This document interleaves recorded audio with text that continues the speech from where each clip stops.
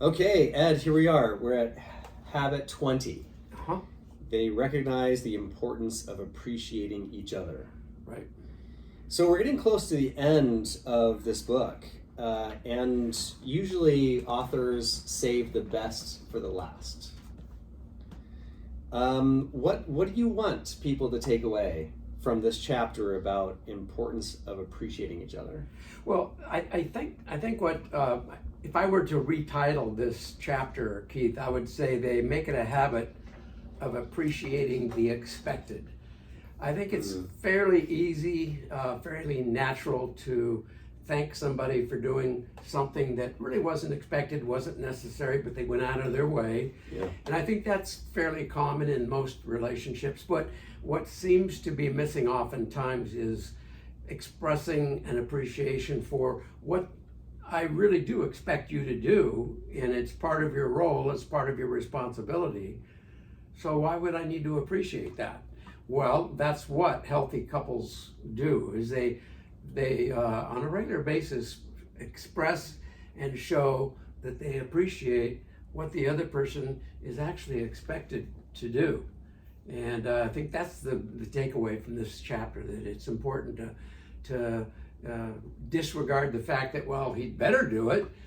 Yeah, he'd better go to work. He'd better bring home the bacon. He'd better stop by the store to save me a trip. But do I appreciate that? And if I do, to verbalize it and express it.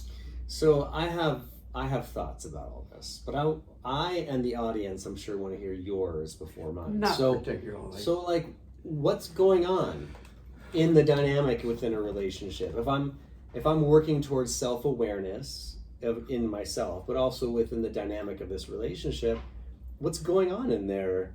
If about feeling appreciated, or at least about communicating to the other person my appreciation for what they're doing. I'm not sure I understand the question.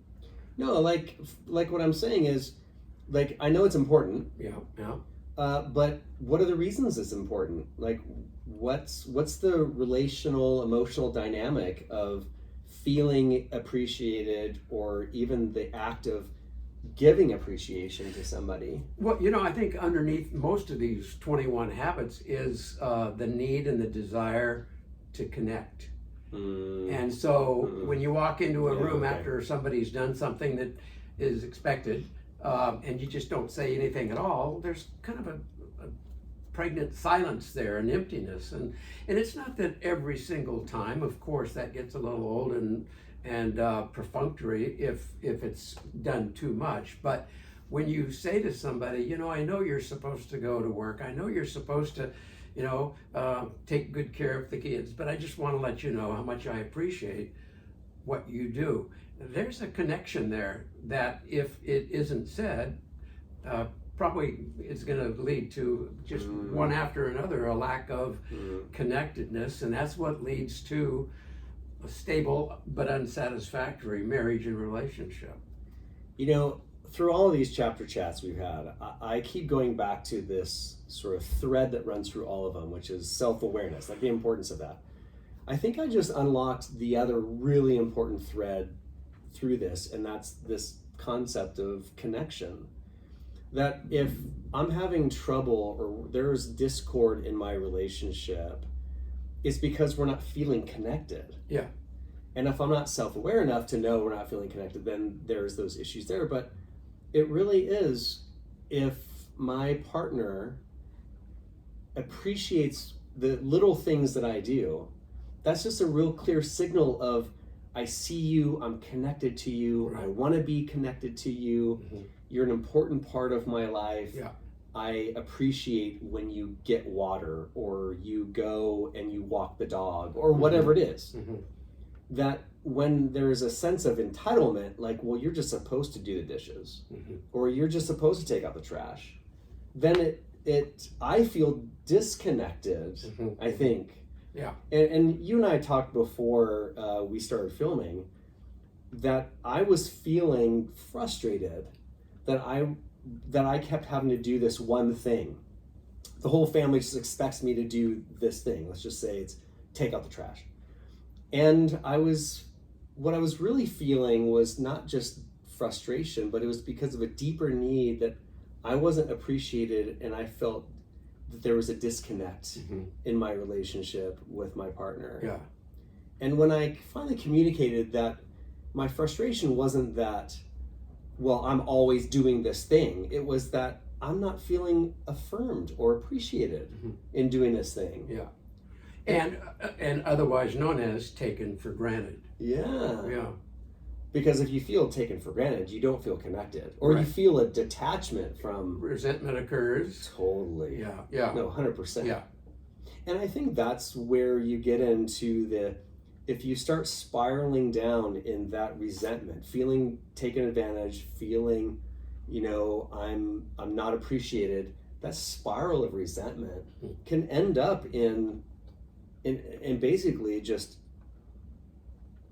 I don't know the right word to use, but essentially that's a death knell of a relationship, I think. Yeah, and if most people look back on their early relationship, there was an awful lot, usually, of a stated appreciation. And that's one of the first things to go when life gets so busy. Well, I don't have time to always say I appreciate you. Well, the goal isn't to say it all the time, but to pepper your relationship consistently with just another reminder how much I appreciate you. It makes a big difference in maintaining the healthy passion in your relationship.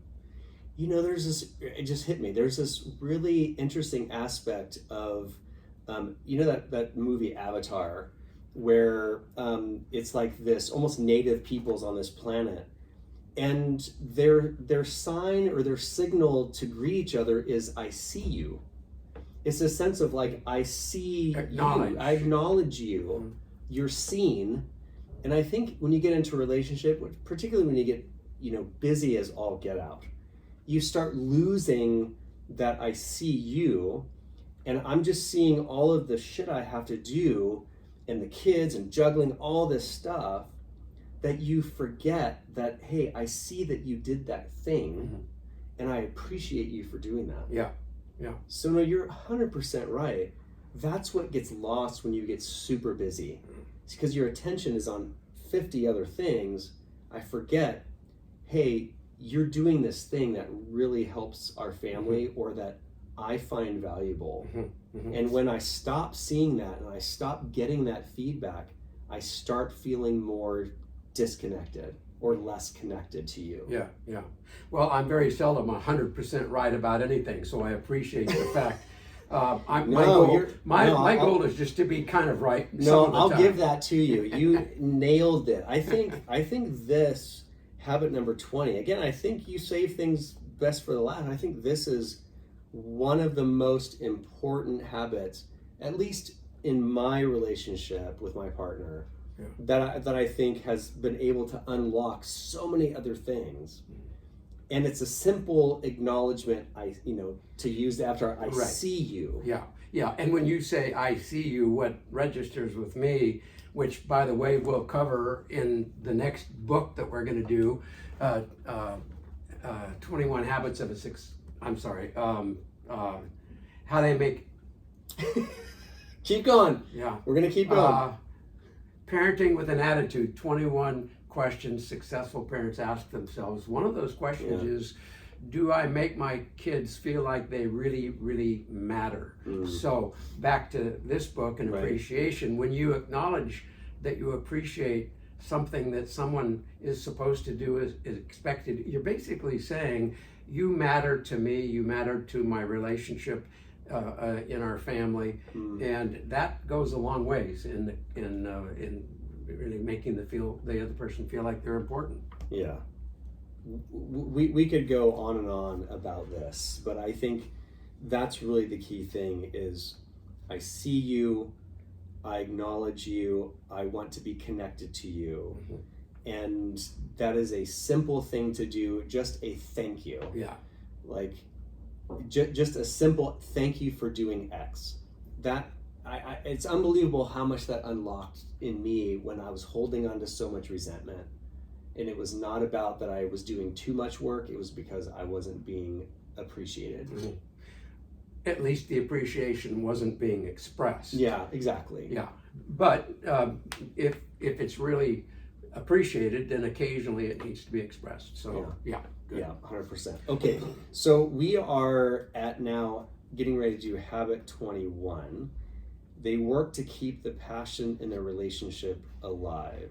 Want to give us a teaser for when we get into that? Well, the clue is we've already talked about every bit of that. Every one of those chapters has to do with how healthy relationships, healthy marriages, healthy couples maintain a certain level and degree of passion in their relationship by doing those